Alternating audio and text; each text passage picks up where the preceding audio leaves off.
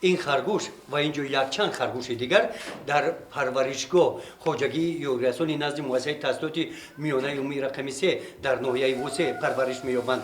آقای فیضیگل در اینجا با این کار با پرورش زرگوش‌ها مشغول است. مدت 5 سالی با این شغل مشغول شدن فیضیگل میگوید که دیگر برایش این کار دشواری ندارد، زیرا در این مدت با خصلت‌های این حیوان شناس شده است و طرز درست پیشنهاد غذای درست را موافق خواهش خرگوش‌ها از تجربه همروزه گرفته‌اش استفاده می‌نماید.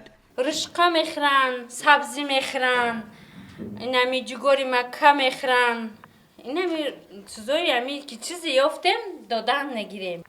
میفهمیم که نه خشروهای فربه میشوند، گوشنمانان خرابه، انا که شکمشون سیر باشه نسل میگیره، باید با فربه خشرو میشوند. این حجره رو با توصیه متخصصان مخصوص برای خرگوشپروری ساختند. برای نگهبانی و زیاد نمودن نسل آنها باشد اینجا چنین شرایط ها رو مهیا کردند.